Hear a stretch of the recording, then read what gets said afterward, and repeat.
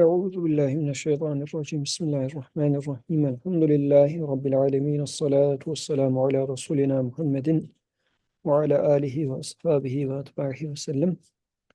Assalamu alaikum wa rahmatullah. So from our list of questions, we have done a good number of them.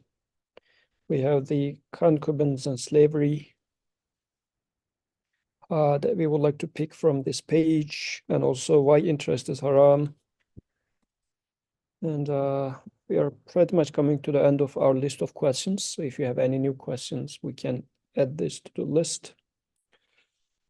And we can talk about that at the end.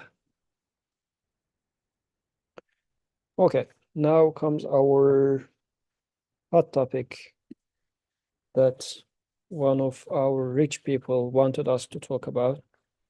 Apparently, I don't know what sort of plans he has. So he was asking slavery and concubines.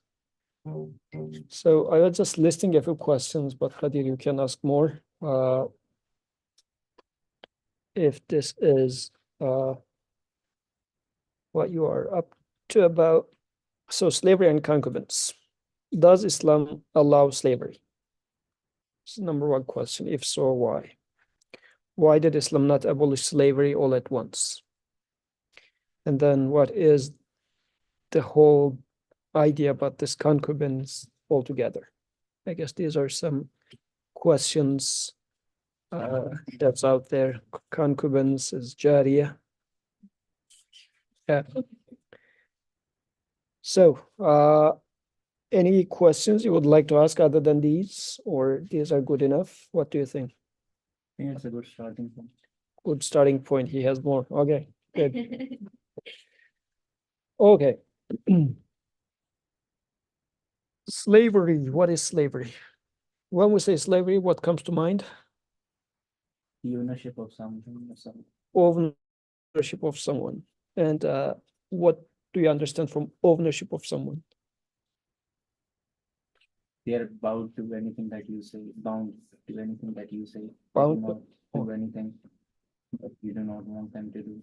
So they do not have any rights whatsoever, or certain rights, or what? What is the limit of slavery in your head? As it is like in the prehistorical times, or the time I'm talking about, they have no rights. They have no rights. Okay. And this is something bad?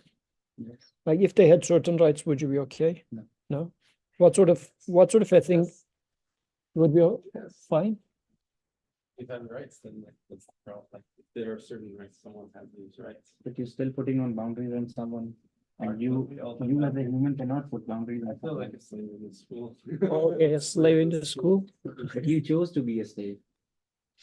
That's true, but sometimes life circumstances are rough, let's say, maybe. Or Are we all slaves, technically speaking? are we all slaves, technically speaking? Okay, so slave is someone who has no rights or some rights, or what? So let's try to unearth this notion of slavery, because definitely there is something disturbing there. But what is it that's disturbing? Can I get water?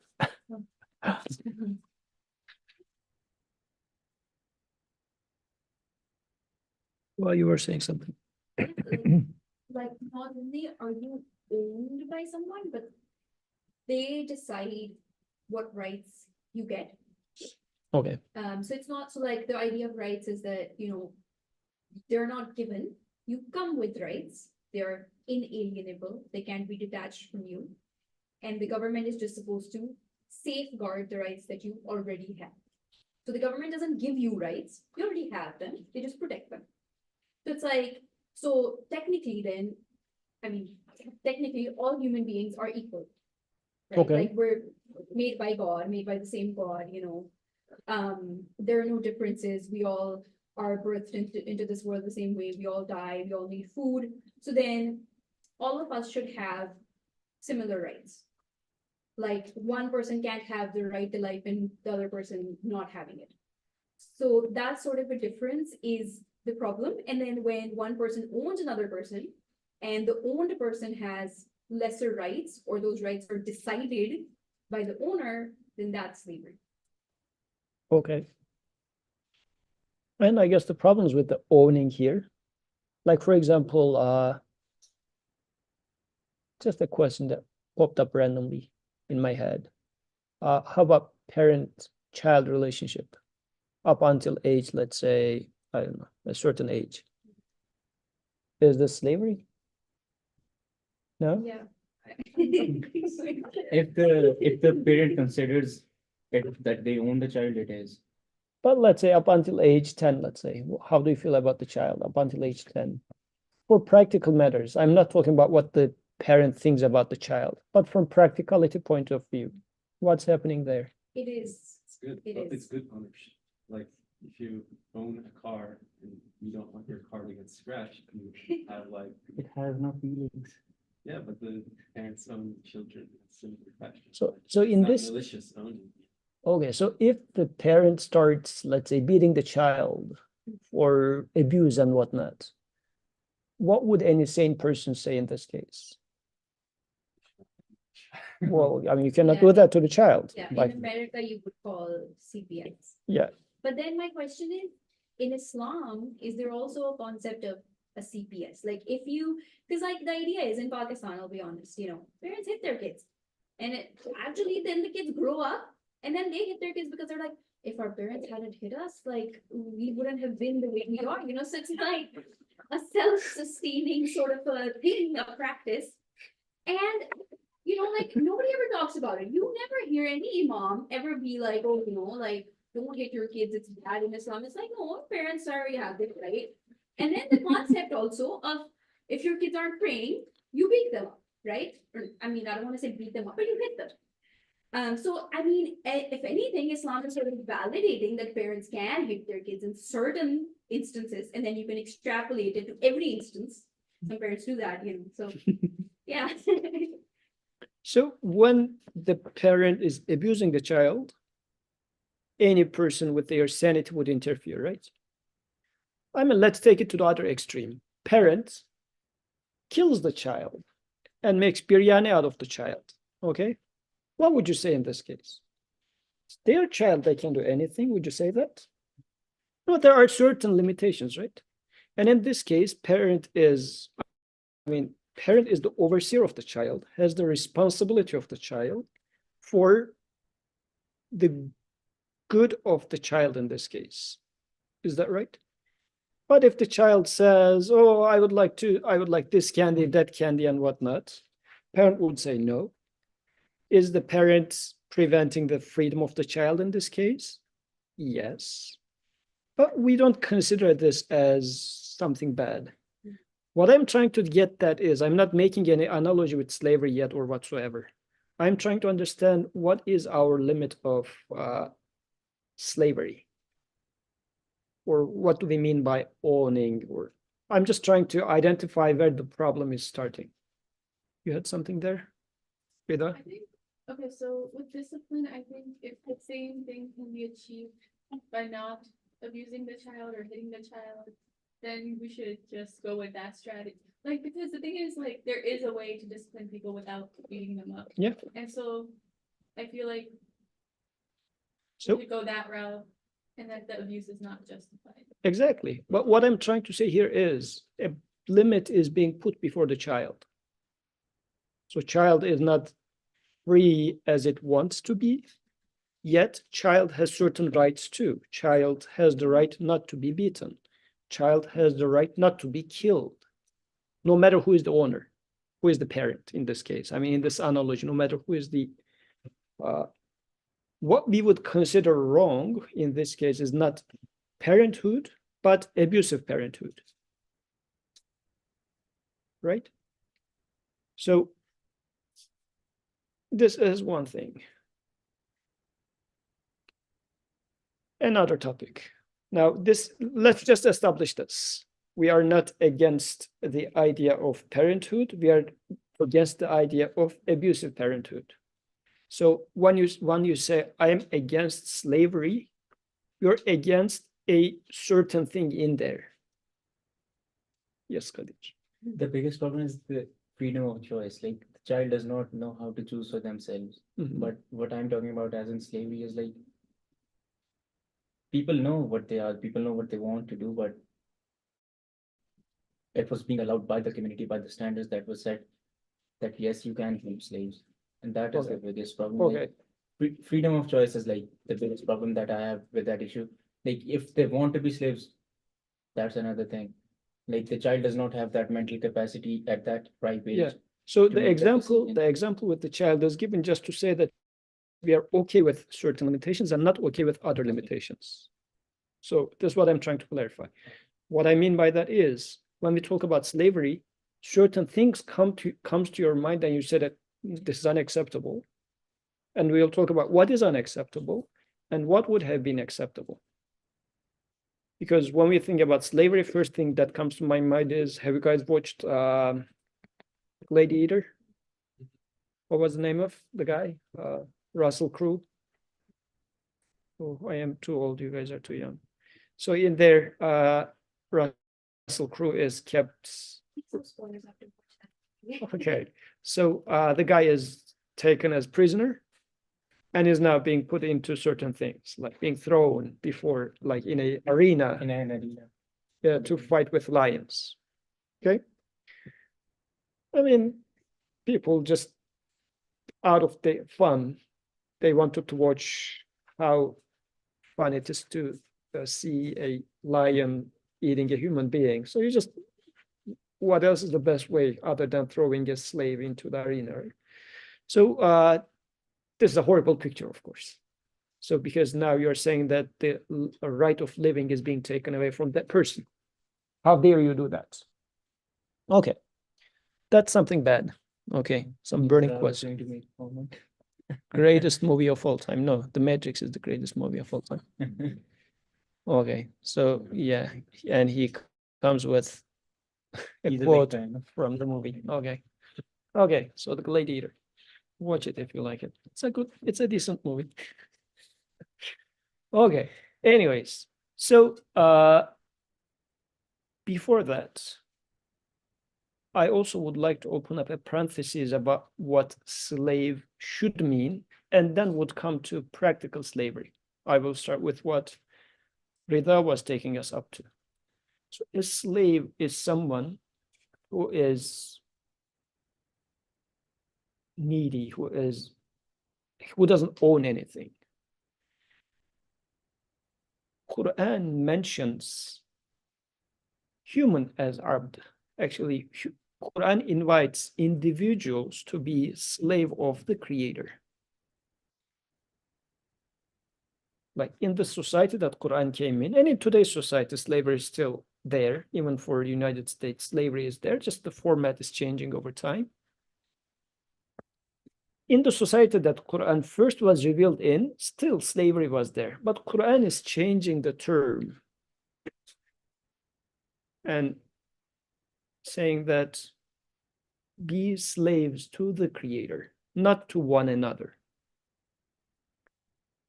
This is a revolutionary aspect of Quran, the message of Quran, saying that in any sense, you are needy as a human being.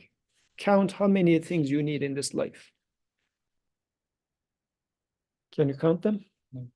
You need water, you need air, you need sun, you need everything. You need every single person within the society, because within the fabric of the society, you are just using whatever you're using. Even this phone, as you're talking to your mom, how many people's efforts you're talking through.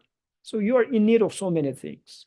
And you are under the threat of so many other things as well.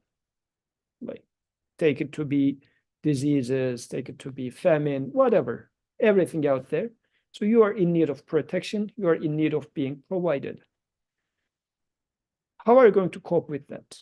Either fighting every single one of them and begging before every single one of them, or realize that you are being provided. So Quran says you are being provided. Be the slaves of the creator. This is going to make you independent of the rest. This is how you are really reaching independence. Otherwise, as I see some person here, you can go and become a slave of a man in California who is trying to throw rockets to the Mars, work day in, day out, or the guy called, I don't know, Elon Musk, or let it be, I don't know, Bill Gates. And we are going to be proud of being a slave of Bill Gates. My students, they would be proud of working for Microsoft. They do this with their freedom of choice, apparently. But in their CV, Microsoft, one line writing in their work for Microsoft 3 years. I mean, they technically don't have to have the single line over there, but they have a certain ambition in life, and that's why they have to bribe someone. And in this case, they're bribing Microsoft with their life and effort, with their labor, so that they're going to get the blessing of Microsoft in their CV. Like, take it this way, Kadir. You would like to achieve somewhere. You have a goal in life, and your dad or your mom says, I will give my blessing for you to get there, but for that, you need to marry this girl from our village. That's not your best choice. You have a better idea to do in life, yet you would like to get somewhere. With your free choice, you go and say, okay, no matter what, despite the fact that I love somebody else, I'm going to go with my mom's choice. This is not slavery, you would say, but you are going with that, with your choice. Is it a choice, really? Maybe you shouldn't have this goal in your life. Maybe you shouldn't be too ambitious, you can say, but this is what you are. You have that ambition, and somebody puts this apparent choice before you. So if you would like to get there, do what I want you to do. Bow before me. This could be a Microsoft, working in Microsoft, or in Tesla, as some of us do. So, or like me, working in Drexel. I mean, it's not too different on record. Okay. But we will get there. I am being a slave of someone, thinking that what I would like to achieve is going to be given to me by that person. So I am a mental slave in this case in the first place. Forget about the master. Am I a slave? Is a bigger question. Are you a slave? When it comes to being a master, this is the part that bothers you, because you said that, oh, how dare those masters are keeping the slaves, right? First, save yourself from this mentality of slavery. Are you a slave? Or are you a slave of whom? I mean, you are a slave anyways, but whose slave are you? Would you like to be a slave? If you chose to be the slave of Bill Gates or Elon Musk, at the same time, you're going to be a slave of your mom initially, then your wife, and like wives are never slaves of husbands anyways. Like we become the slaves. Then your children will born. You and your wife become slave of your children. This is how it goes. Once you start tying the first, button wrong, it goes all wrong. So abolishing slavery starts from yourself by following Quran's message. Quran practically abolished slavery by saying that be Abdullah, be slaves of the Creator, not one another. First, let's establish that, because this is going to change the color of social construct of what is understood from slavery. Because still, there are going to be a social group called slaves, which there are today too. Just names are changing. I mean, our friend here who works for Elon Musk doesn't consider him to be a slave, or I do not officially consider myself to be a slave of Drexel. It's another thing. What name tag we put on jobs is another thing. But aside from that, mentally speaking, am I freed from the idea that I am in need of a person to provide me, sustain me? This is the first thing that needs to be released. It should be released. So who is your provider? Who is your sustainer? Like if this does not exist, I wouldn't exist. Like in Turkey, it's famous. They say, oh, if such and such general, commander, whatever didn't exist, they wouldn't exist today. We owe our existence to our founding father. Or you can say, oh, I am successful today because my father provides me with those beautiful dollars. Otherwise, I wouldn't be in college. I wouldn't be fed. My thanks goes to my father. Practically speaking, I am slave. Maybe he's enslaving me or not, but I am voluntarily, by offering my thanks to my father, I am becoming enslaved mentally. So first, do I solve that issue in my head? You still have to thank your father though. If You can thank your father, but what is the notion of this thanking? for a deeper reason. You're not thanking him to thank him really. So that makes a huge difference. Internally, how I handle it. I'm not talking about it's a secondary thing to say that how you are reflecting it to your father, why you are thanking your father. But apart from that, deep inside, how do you take it for yourself?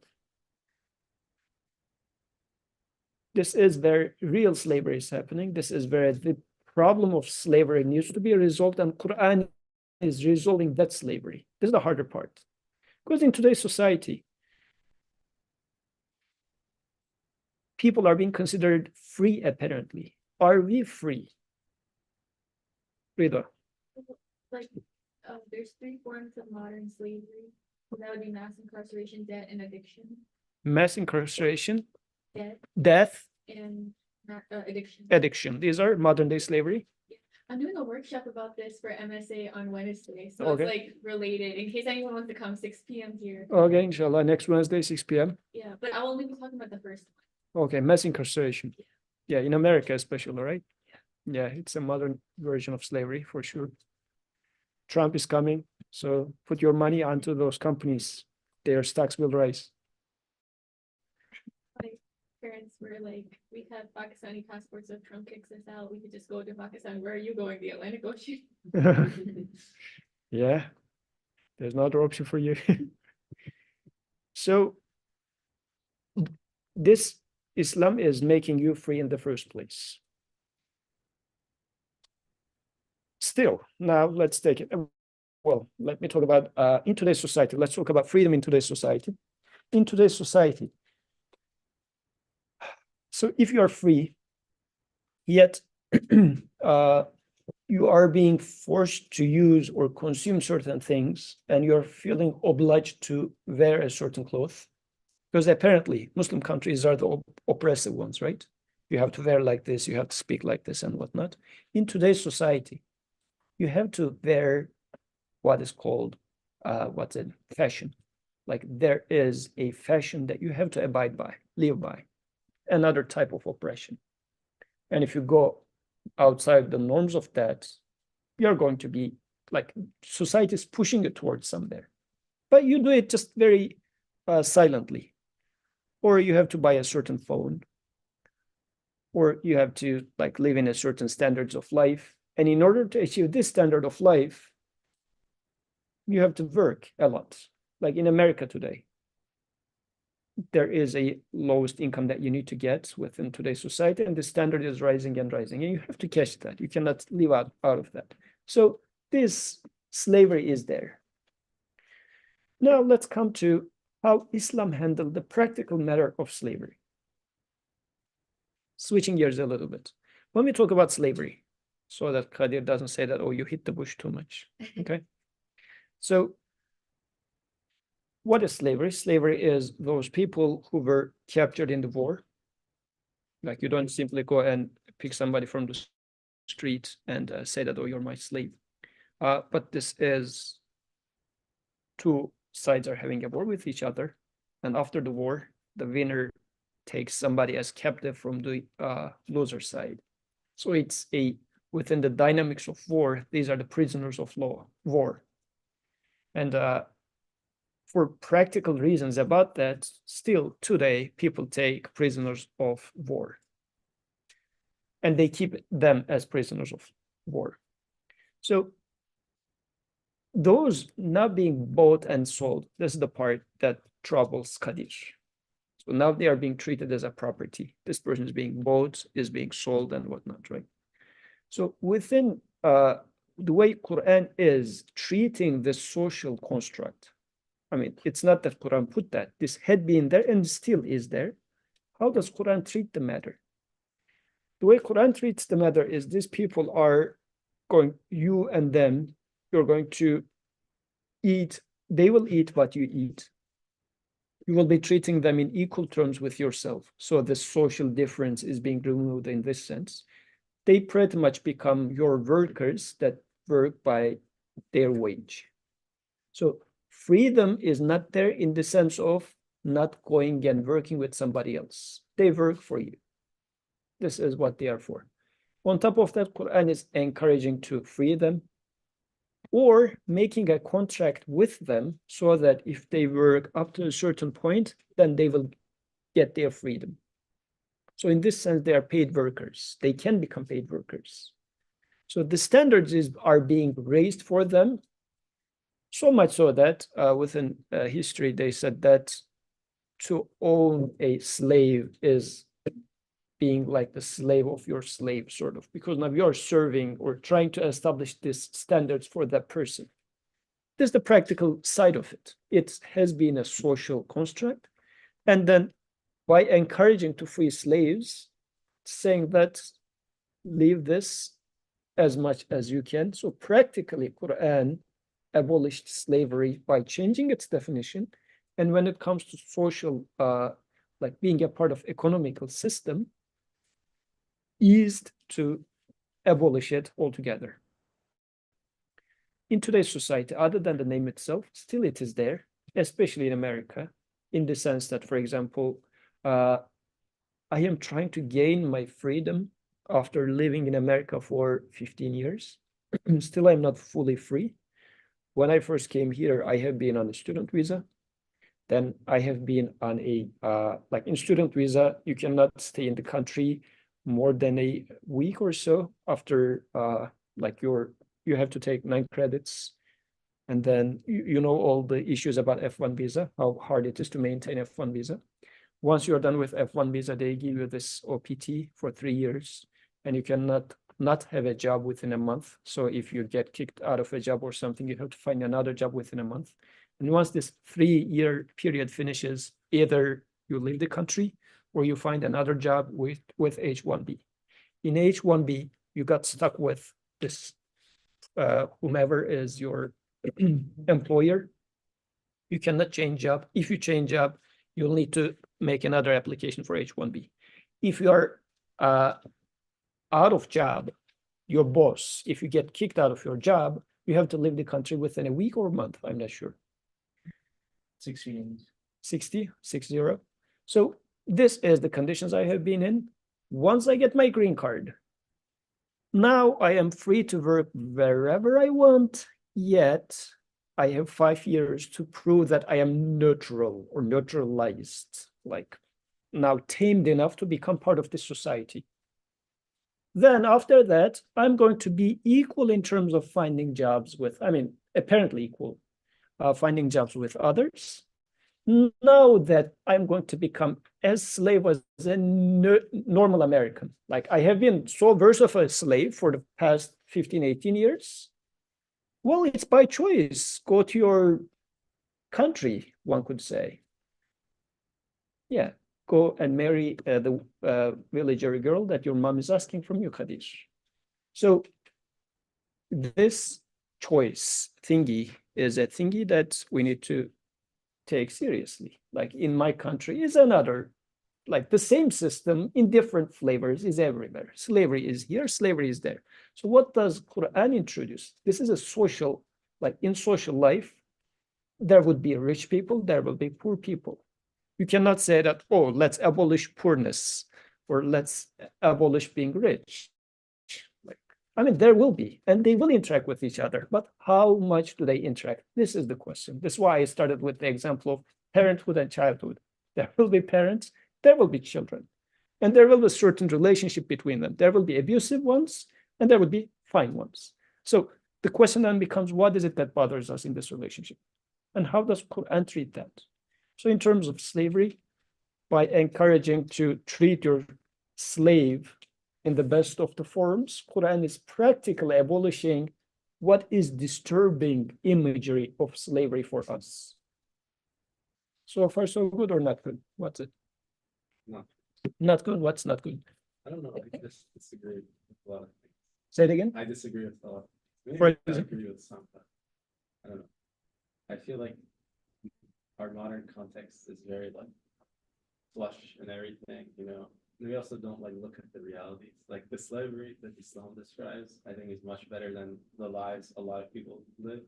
I think they'd be better off as some slaves, literally. Yet we're so disgusted by the idea of slavery, we don't even look at like people taking it. Like, for example, a couple of years ago, I was on the New Jersey boardwalk, and there's this like Muslim man, you know, wearing a turban. But his job is he's literally like pushing people on carts, and you like see like the more wealthy families get on. They don't even look him in the eye. So of course, like my family even came and gave him a little money. But really, what difference does that make? I mean, that person's living like worse than a slave, literally, because he's earning like what, probably like $5 an hour, maybe less than that. So like, I think he would have a better life as a slave. And the system you're describing with F1, this and this and this, it sounds eerily like slavery, but just in a modern context. Yeah. So it just upsets me, just like. Yeah. I feel like, So the concept is there. It's not named as slavery, but still it is there. So the reason we are so much disturbed with the word slavery is because we are depicting a certain version of it. So when Quran talks about, or the Islamic idea of that slavery, which Quran switched altogether. So the abness is now for between you and your creator, but the other one is left as a practical, economical matter of society. And even there, what Quran is suggesting today is the boss and the slave eat from the same plate. Not the boss eats in the best of the restaurants and the slave eats from the food truck. Yes, Kadir. I do see what you're trying to like make the point, and I'm getting the point, but I don't understand is like, why not abolish all of this altogether? Like there were other things that existed in the society, and when Islam came and those were abolished, like for example, people would bury their like girls, like when they were born, Islam abolished that. Then you can take lying is very rampant. Why not just like trickle it down, as you're saying, even in its like from everything that I've read, all of them say the same thing, like it is a manageable society, like even for slavery, concubinage, or like gambling or the other thing, interest, all of those were like so that it can die down over time, and like the society could not function at that time if you would just abolish that at that time. And this is the problem that I see is like, for me, there should have been a society, or like there should have been a rule of law that would have worked with completely abolishing all of this. So completely abolishing sounds like abolishing poverty. Can you abolish poverty? We try to Like Quran doesn't like say so. I am preventing you to be poor. Doesn't make any sense. How can you, like within a society, there will be poor people, there will be rich people, there will be smart people, there will be less smart people. This is how the creation is happening. But the thing is, how are they going to treat each other? This is the matter. Like this, the point of slavery is, as a in a society, there would be people, the working class, there would be people who are going to be the job owners. But how does job owner treat employers? I would take it in this context rather than saying that, because the problem that we are having with slavery is freedom. This is the major problem. What sort of a freedom is being taken away? This is the question. Because that would be the only problematic point in my eyes. Other than that, in terms of the Islamic way of handling slaves, it is way better than how today's employers in this most civilized country of the world is treating their employers. Like in terms of employer-employee relationship, the way Quran introduces like master-slave relationship, they are saying that no, both of you are slaves of me. One is not slave of one another in the slavery sense of the word. One is employer, the other one's an employee. An employer-employee relationship is being established, and even saying that the social aspect of it, when it comes to freedom to move from one place to another, freedom to Like this is what ties it. You are bound to work with me. This is the freedom aspect of it. Other than that, the person is free to believe in whatever they want to believe in. Because like a Muslim master had non-Muslim slaves. They didn't say that, no, you have to convert. They have the freedom to whatever they would like to believe in. They have the freedom. Quran is encouraging to marry slaves with like slave women with slave men. Or even if a man is incapable of marrying a free woman, Quran says, marry them with a slave girl. Like encouraging to make them matches. What does this mean? Like even today's in society, parents are trying to find a match for their son or daughter. Quran is saying that find a match for your slave. Who would do that? Like imagine you are an employer and Quran is saying that Quran is encouraging you to find a match to your employees. This is how Quran is treating the matter. It's not, I mean, this is such a service. It's not that, I mean, they are practically becoming part of the family. This is how, in Quranic worldview, this is how it is being taken.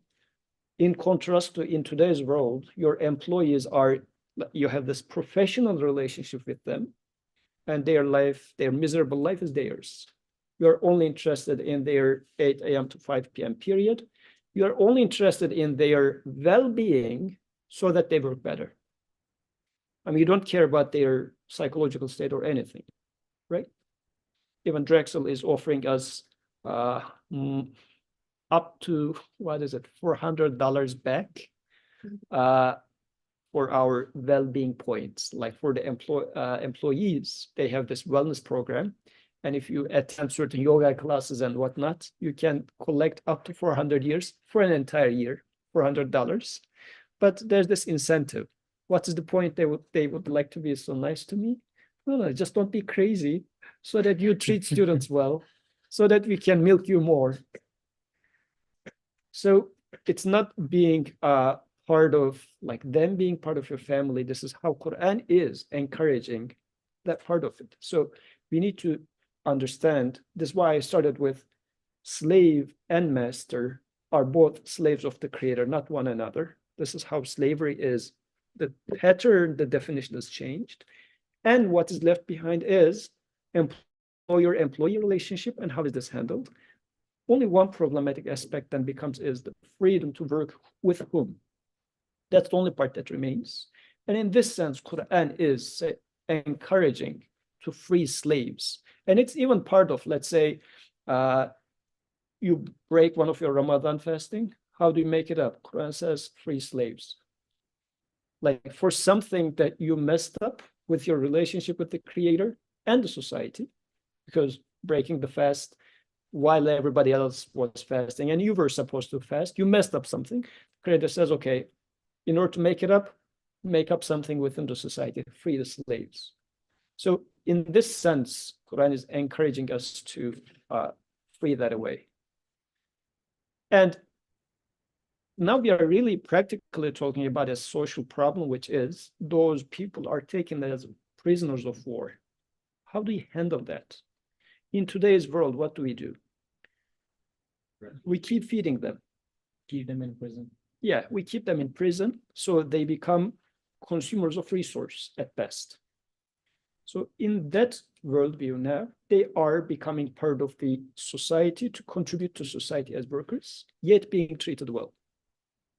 I mean, if you don't have any wars, no prisoners of war, then no slaves, no issue.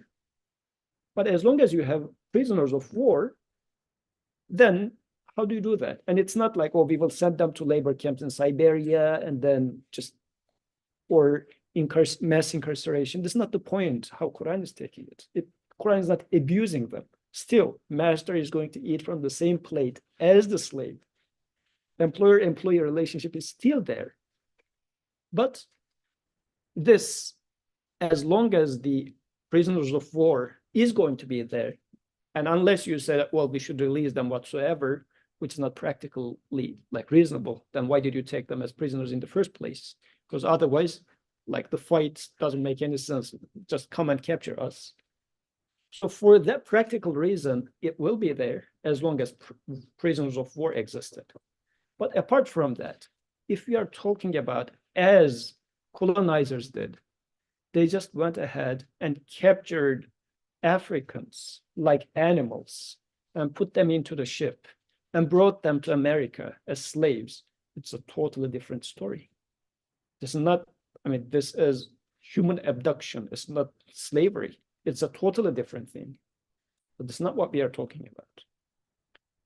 So in this sense, I don't know what's left behind. One concept of like even people gifting slaves and concubines, that does not also sit right with me. Like, why is that concept? And it did exist. Like, Yeah. I read some of these things like that. So now that it's a commodity in the sense that this is a person who is bound to work for me.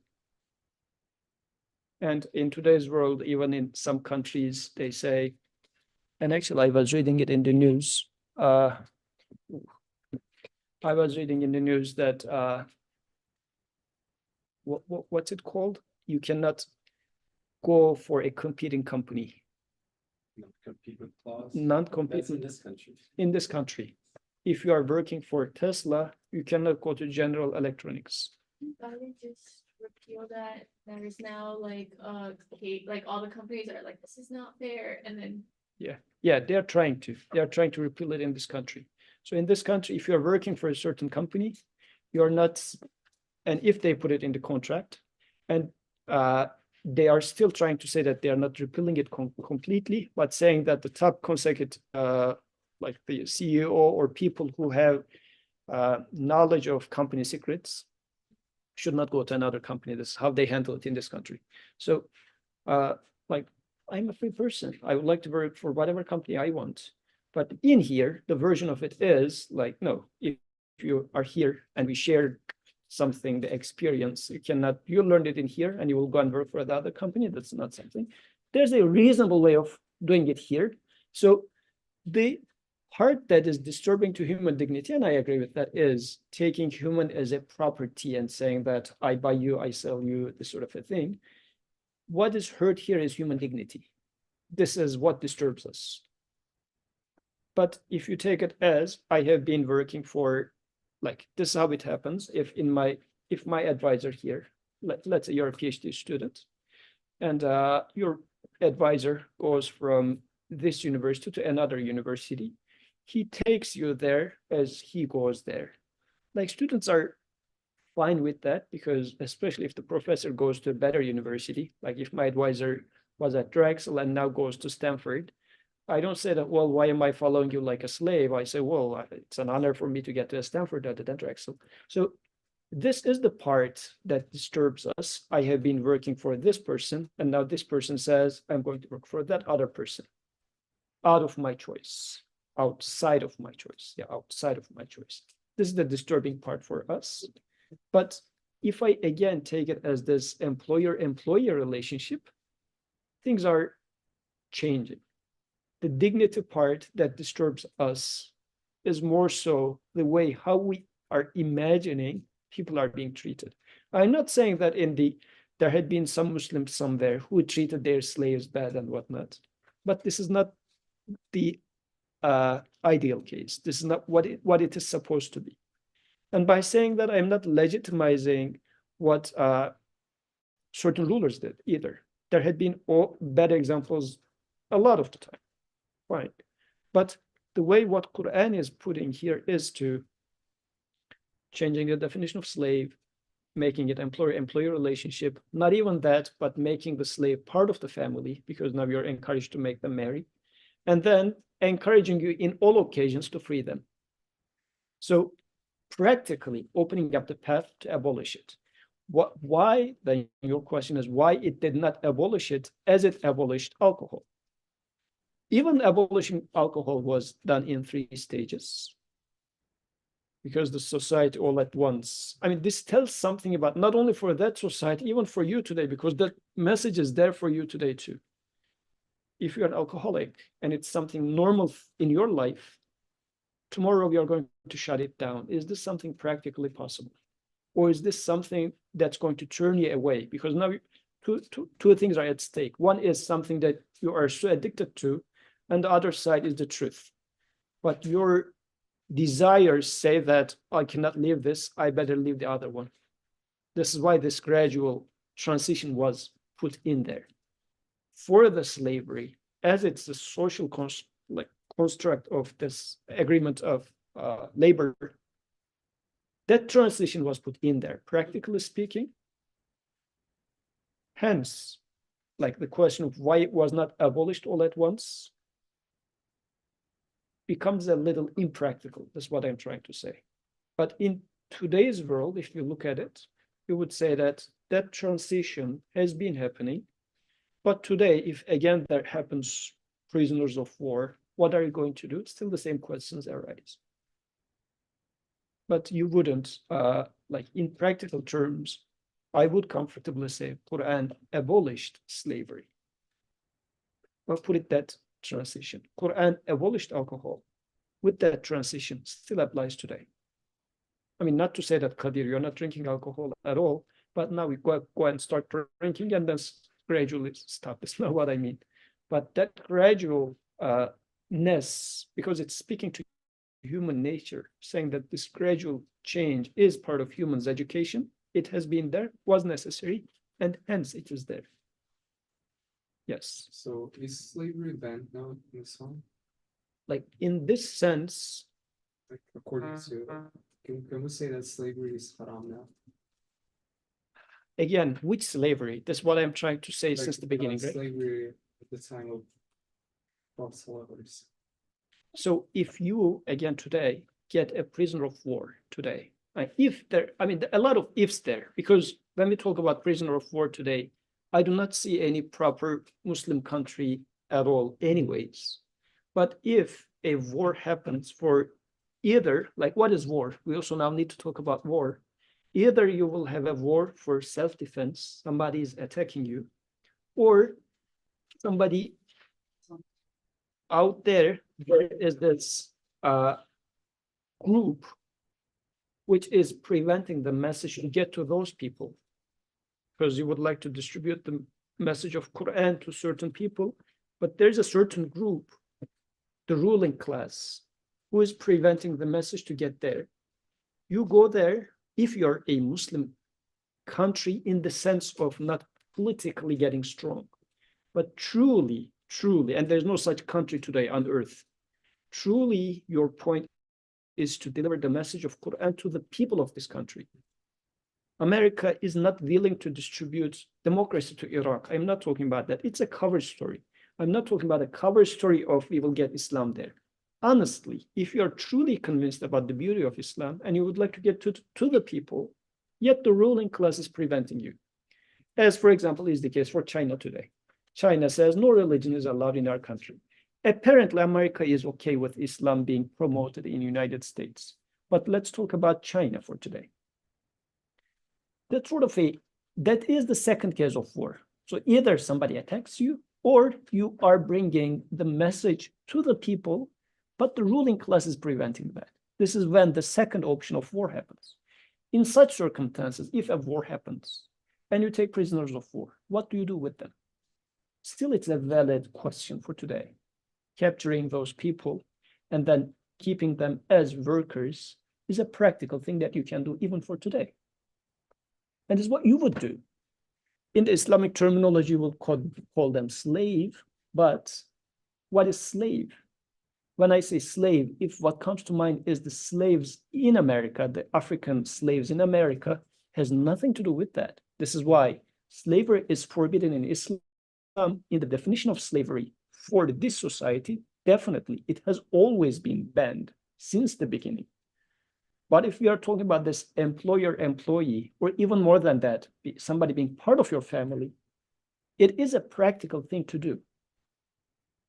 So this is why I would be extremely careful to use the words.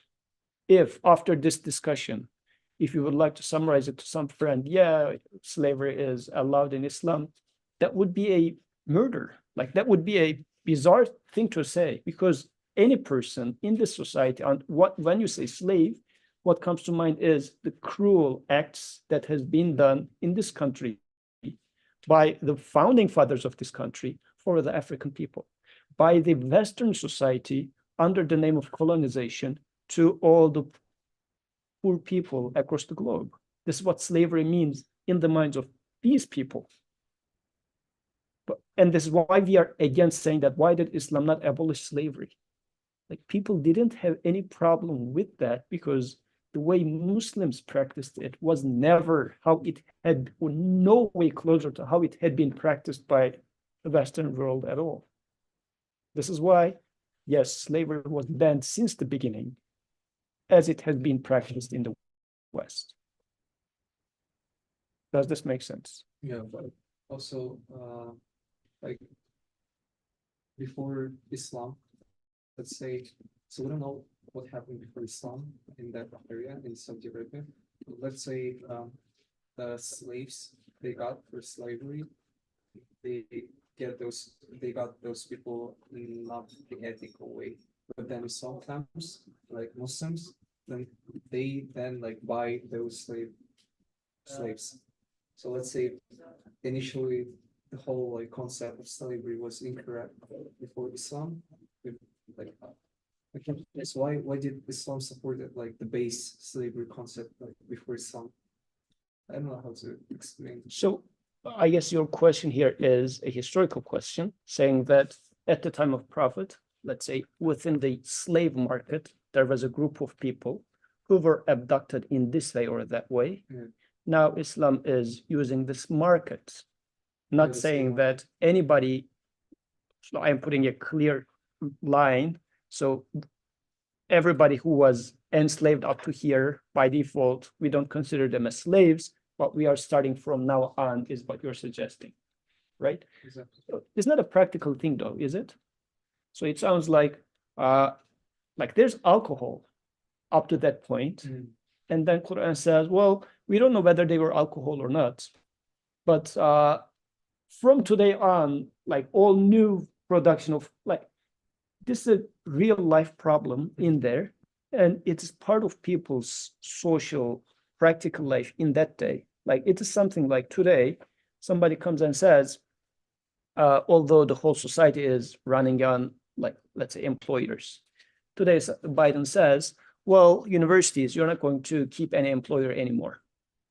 And all the professors that has tenure, all the professors that has contract, no more contract, you're gone. What will happen tomorrow? The society collapses, immediately collapses. Like it's a commodity within the fabric of the society. You cannot do that, practically speaking. This is why there's a gradual transition. Yeah, but what's the final ending of let's say you were comparing with alcohol, but at the end of like the whole transition, it was banned. With slavery, let's say transition is coming and there's no like ban at the end. So in the sense of what was being mentioned in there, it was banned, saying that you cannot do the way that, like you can, it's either going to be prisoners of war. There's no other new way of getting slaves. If somebody is in the slave market by whatever way they were taken in, then the door to free them is opened, and then treating them as employers dash family members gets in there. So you are, eliminating what is already in the market by opening the door to that. You're eliminating what's in the market, and you're limiting how to increase the number of people that's going to be in the market by saying that it's going to be only by prisoners of war. And you're saying that the war is limited to these two cases. You will do war either for defense or for delivering the message of Quran. Has this been abused? Yes, it has been abused. And there will always be abusers of, like all the Muslim kings said that, oh, we are doing it for increasing the message of Creator. I mean, this is then on the shoulders of the scholars to say that you are lying. It's on your shoulder to say that you are lying. It's on my shoulder. That's a separate issue. Anything would be open to abuse. Quran is open to abuse, sure, it will be. Otherwise, like there had been children of Israel, there had been Jesus, the Christians, there had been Muslims. Like there will always be abuse of the message. That's a separate issue. But the thing is, Quran gradually cleared it up. And in today's world, by changing the names, it is still there. If you ask the question, how does Quran handle for today's slavery? This should be the proper question. Slavery is not abolished. Just a certain version of slavery is abolished in today's world. How does Quran treat in today's society? How would Quran offer slavery? Should be your question, rather.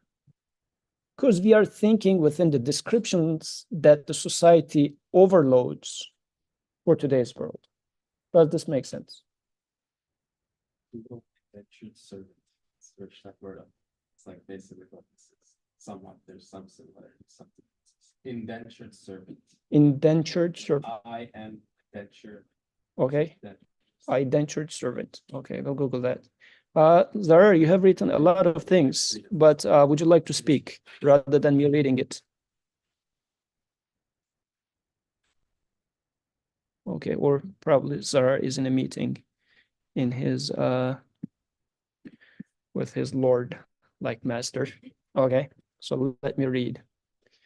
So Zara says, how do you eradicate a disease? You do two things: cut off the source so no more people get sick, and then you deal with those who are already sick. That's exactly what Islam did. In Surah Muhammad, it's clearly stated that there will be no more slaves.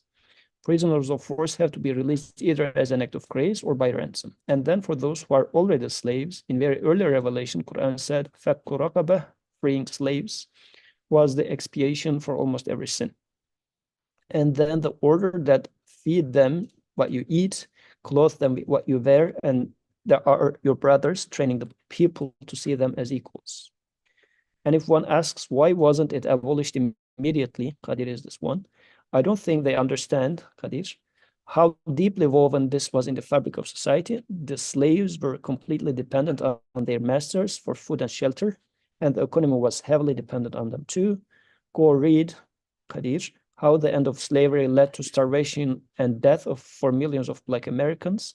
The way Islam handled it is the most perfect way possible. Abolishing it immediately would have been signing a death sentence for the slaves.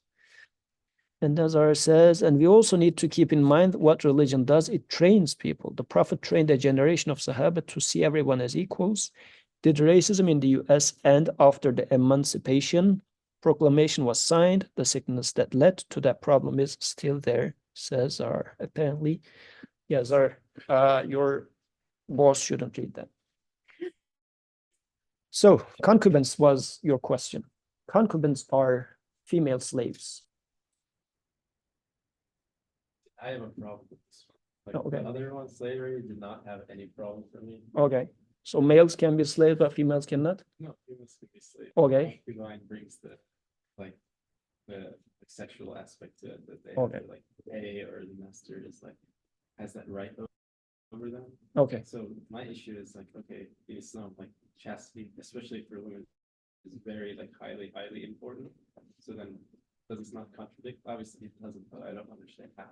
Okay. Okay. Now comes the concubines part of it. So for the concubines part, if you are talking about the employer-employee part of it, like somebody being part of the workforce, that's equal. Like in terms of workforce, they are part of the workforce. And in this sense, that's fine. The question, the problematic part is the benefiting from the sexual aspect. And what is the limitation in there? What has been the limitation in there? So, as far as I understand, and I have limited, I was trying to read it, and I would be happy to correct it about this. So, Quran is suggesting that if that slave woman is married, she is married anyways. Like she has a husband. So it's not the master's property or can benefit from that aspect. Okay, so it's not that concubine is, no matter what's yours, benefited from as much as you like. That's not the case. So, and that's why Quran is even encouraging you to marry slave woman, slave girl with a slave boy, or even some free person within the society. So in this sense, the way that it's being depicted or could be understood, you can freely benefit from that slave girl is not there. That's not the case. Number one. Number two, you are being encouraged to make them get married, again, as your daughter in this case. Like you are trying to find a match for your daughter, you are being encouraged to find a match for the slave girl too. Number three, what if the slave girl is not married and the master has a relationship with the girl? As far as I read, this is the part that in practice was allowed. That part, I am unclear. So I'm not going to give you a full answer about that because I don't know the limitations of that. But what I was reading out of that was, they said this was permitted and the boy or girl who was born out of this relationship is free and is the child of the master in this case. So, and mom gets the status of a free woman when the master dies. Like she is not inherited by the inheritors. She is not a property. I get that, like, it could be beneficial in that way, and it works out. It simulates society, but like, let's say you just don't want to do it, like, you have that right, that's my issue. Yeah, that I don't know. Like, what is the limitation in there? Do you have the right to say no? I guess this is the question. Yeah, but what if your master is a female, like, then obviously that doesn't apply, right? Or the other way around? Yeah. Okay. Like, how Yeah. this thing work, very, That goes into practical details that I didn't know. Yeah, I don't know how that part of it really works. I don't know that. fortunately, those things in our time. We would have been so troubling for people before us. Yeah, I mean, probably the other way around would be traveling for society reasons, like for master, woman, slave, man, because it changes the dynamics of the power relationship there too. So I don't know practically how it was handled. I don't know that. Yes. I have not researched this myself, but I was talking to Zahar yesterday. Zahar, I would encourage you to comment. And he had the understanding that even if you are to have sexual relations with your slaves, they still had to be in your nikah. Which would mean that when that slave person is in your nikah, so they don't automatically get the status of a free person, but because they're in your nikah, they get the rights of a wife, which in Islam, again, are very high. So that also solves the problem of, like you treating them poorly or not seeing them as an equal. That's one. The second thing is, if she gives birth to a child, the child of a slave woman will be a slave. So she gets the status of a freed woman after she gives birth to a child. So that way, like that is also another way through which slavery is abolished. So it's not, his understanding was, and I think like in light of Islam, this does make sense because even if you're having extramarital affairs, that does count as zina. So I think this makes sense because it's also another way of like, giving this person equal status and just making them an official part of your family. So Yeah. but again, I've not done my research. What if they don't want to marry? I'll just keep bringing Yeah, up my you point. can't force someone to marry Yeah. you, then they stay your slave. So I think that these detailed questions, I mean, these are very valid questions, which I didn't do my work or due diligence to search about that, is now becoming how that practically it was implemented by the messenger. Because like there is no detailed answer to that in Quran. And in Quran, many of things do not have detailed answers either, such as how you are going to do your prayer.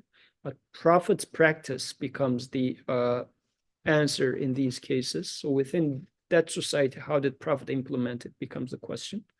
So, and for that, I don't have the answer. And we need to search for that. That much I have. This was your question, the concubines. Everything is related, but Yeah. it was a good discussion on it. So, yeah, I guess this is overall how I see the matter. But generally, I mean, if you're going to take back and see how this is being raised as a question, we should also sit back and think about that. On my way back from Turkey, on the plane, I was watching a movie. I didn't watch it when I was going, but probably I get too relaxed when I was coming back. So, Indiana Jones. Have you guys watched Indiana Jones? I tried to, but I couldn't. I watched like 5 minutes. Like I don't know. I watched a little bit of it, but I couldn't get into it. Yeah. So like it's generally a entertaining movie, trying to entertain you, no message in the movie really. But in Indiana Jones movies, for example, and why am I giving the example of an Indiana Jones? Because it's a stereotypical example of how Western colonization, intellectual colonization has happened and is happening. Like the Eastern society is being depicted in a way that they are like very much into lust. Like Western civilized society is very much civilized, right? Everybody is free, the woman is free, man is free. But in the Western world, you are encouraged to sell yourself, sell your beauty, not in the Eastern world. But in those movies, you will always see this man who is like a beast and would be chasing women, sort of an imagery. And this is what we imagine. And especially it's a rich man, like a lord, and then there are types of like slave woman type of things are just turning around the one single strong man and whatnot. This is being saying that, oh, this is what your religion is allowing. And this is being the picture in our head. And we are fighting with that picture, that fabricated picture by the Western society itself. This is something on our shoulders now to say that I'm not accepting that. This is your imagination of what I am about, not what we are about. That is something that we need to stand up against and say that I'm not buying your description of me and then keeping it against me. Same thing goes with description of slaves, same thing goes with description of concubines. And even in the case of one of the biggest last 10 years example, ISIS came up with the idea of concubines to the society. It was a made-up group by Western world in the heart of Middle East. So it was depicting things in the way that Western world wanted Islam as the new monster for the society. And again, each and every time Western world is running short of some sort of an enemy, ISIS keeps bombing somewhere. It was a necessary tool for United States to get into Iraq and Syria. It did its job. It got watered down. And when some bomb is needed, again, some bomb explodes, even today, and either, if necessary, Iran says we did it, or ISIS says we did it. So that sort of a made up pictures, we should be conscious enough to not immediately fall and say that, oh, yeah. I mean, why am I playing the role of the victim here? We should be able to say that, no, this is not what Islam is saying. I will come up with a proper description of it, not the way that you depicted it. I don't have the, let's first face your slavery is a horrible thing, but we don't use the same word. It's not the same slavery. This is where the discussion needs to start from. Okay. Zarar says Matrix is not a movie, it's a documentary. Well, okay. That with Gladiator is also a documentary. It has 2 parts. Gladiator is a poor documentary. Just distorting the truths of the history. Okay, سبحانك لا علم لنا إلا ما علمتنا إنك أنت العليم الحكيم وآخر دعواهم أن الحمد لله رب العالمين الفاتحة. Remember, the workshop is on Wednesday. It's for my midterm and all my professors are coming to grade me, so I need turnout, you know?